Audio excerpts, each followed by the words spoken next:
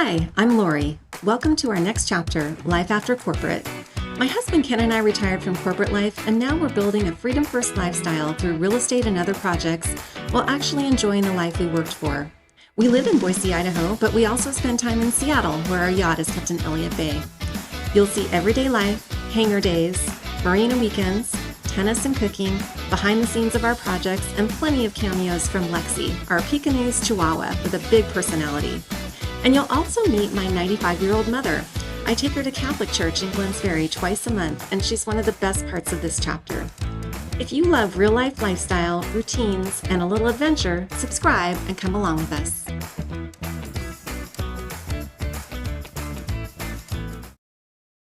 We're headed out today to visit my mom on the ranch to take her to church and then out to lunch at a winery located on the beautiful Snake River. Lexi loves going to the ranch and visiting my mom. At a certain point in the trip, she knows exactly where we're going and starts howling with joy. The terrain on the drive is extremely flat, with nothing to look at but sagebrush, until you start dropping down into the valley. My parents bought this 26-acre farm in 1970, on a whim really, while on vacation visiting my aunt in the area. We lived in Santa Clara, California at the time, and my parents decided to get out of the rat race. My parents embraced the country lifestyle, buying horses, building an arena, and we even had milking cows. My father was a World War II veteran. He's the devilishly handsome one in the middle of the top row. He served in the Navy on the aircraft carrier USS Yorktown in the South Pacific.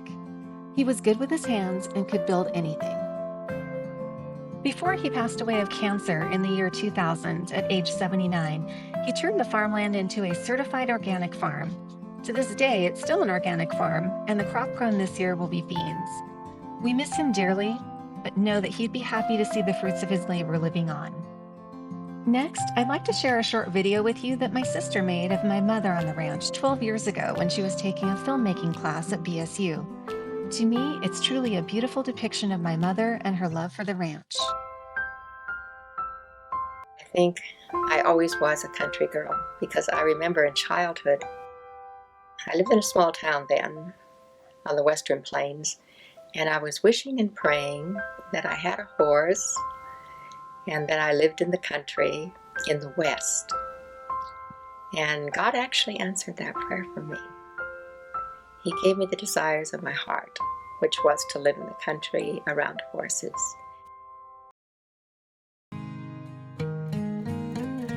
I've lived here for 40 years, over 40 years, something like maybe 44 now. We moved here in 1970.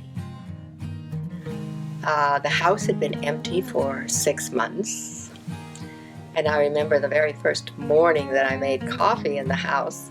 I picked up the coffee pot off of the burner, and there was a little mouse staring back at me.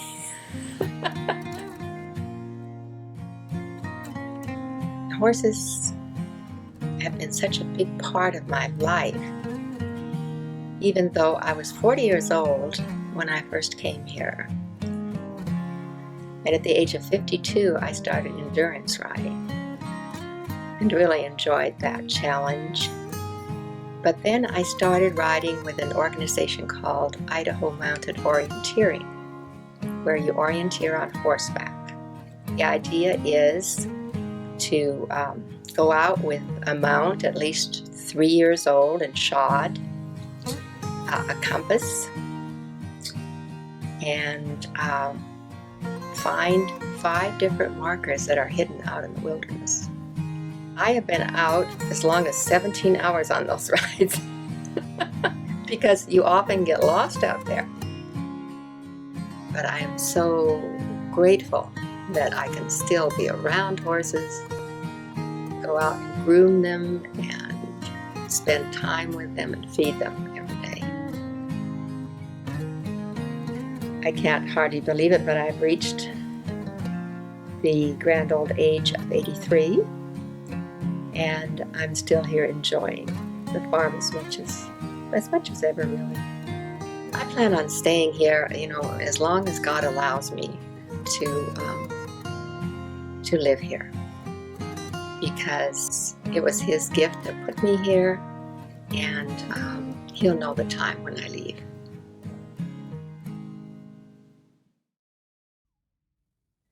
We headed into town to go to church, passing the cute little storefronts along the way. This was the church I had my first communion in and my confirmation in high school.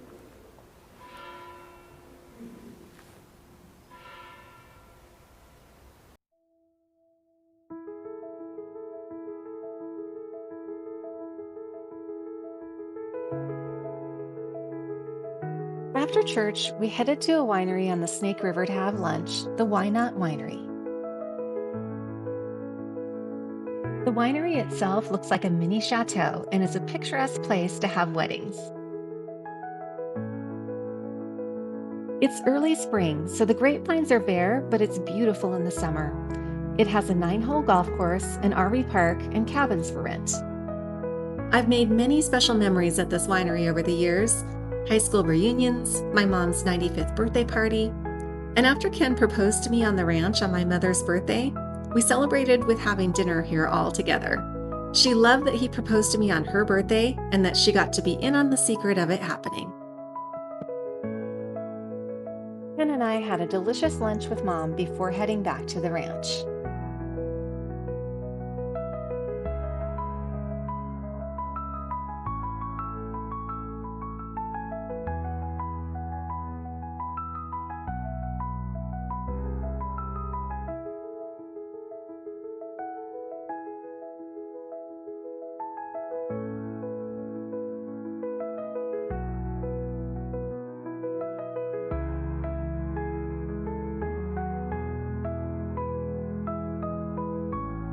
The front porch is a relaxing place to look out over the Narrows and have a heart-to-heart conversation. We reminisce over past memories of growing up with my sisters, me getting married to Ken, and our special trips together, a Mediterranean cruise, and a family trip to Stanley.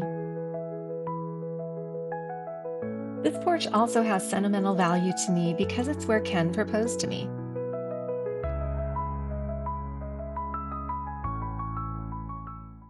Today, I'm headed down to the ranch to pick up my mom, and we're going to go to a concert that's part of the Fiddle and Folk Festival. I'm really excited because my cousin is going to be performing in this concert that we're going to. The concert is actually taking place on the green outside of this building that used to be an old school. And it's actually a school that I went to kindergarten at. My mom doesn't really get out that much to go to concerts anymore, so this will be a really nice outing for her. My memories growing up on the ranch are very, very special. For example, for Easter, we would have Easter egg hunts on horseback. So everything was at horse level. So you'd be hiding eggs in the haystacks or on top of the barn because that's eye level when you're riding a horse. And we would make first, second, and place eggs. So if you found these specially decorated eggs, you would get a little prize. We would have it timed and have fun together as a family doing things like that. Growing up, we had so many horses over the years, and we actually invented a game. My mother copyrighted it in 1974, and it was called Horsey Business. She mainly designed the game with my older sister, who's 10 years older than me, and came up with the rules and the game board that they made a little prototype for. All the game pieces were made out of clay, and we painted them and decorated them. And later, my dad actually had it manufactured and turned it into a real game that we sold for a while. The idea of the game is to get 8 different breeds of horses and not more than 1 horse of each breed, and then you go out of the game. But all the horses, of course, they were the playing cards. The horses had names, if they were registered or not, and they were actual horses that we had on the ranch over the years. It was one of my sister and I's chores when we got home from school to make up decks of the cards, which were the horses, and then the money. We had 2 dedicated rooms where we just had stacks of paper money, fake money, sitting around that we would make up the decks of money for the game. I think it was a little bit before its time because it really didn't take off. My dad did go out and try to sell it to some different Western stores at the time in several states. And now, if you look on the market, I think you can find games that are similar or even based off of the Horsey Business game. But it's a lot of fun to have a game that your family invented. and be part of that whole family experience. So growing up on a horse ranch and farm, it was a lot of fun and it was a lot of work. My sister and I that were still at home, we had to help my dad out in the field with irrigation pipe. 6 a.m. and 6 p.m. the irrigation pipe had to be changed every day. And I was so little at some point, they said I would cry when I had to get up at 6 a.m. and go help. But some of the main crops that we grew when I was growing up were alfalfa and wheat. I do remember that. So when it would get too tall, that's when my dad kind of needed us to come out and help, because we had the kind of irrigation pipes that you had to link together. Nowadays, we have wheel lines, thank goodness, that you move, that has a motor and they move on their own. But those are the experiences, as they say, build character. This is the first ever Fiddle and Folk Festival, and we're looking forward to enjoying some live music this afternoon. For copyright reasons, I'm not able to play the actual music we listened to, but the bands were the Peck Family Band and my cousin Tracy Morrison, and they were both excellent.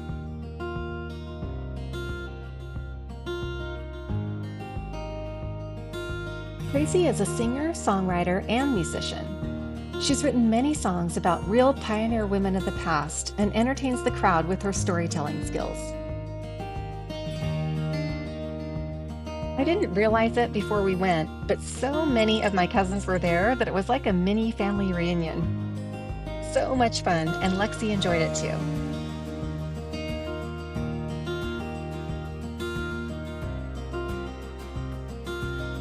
Thank you for letting me share my childhood home with you and introduce you to my incredible mother, who I cherish being able to have more time to spend with in my life after corporate.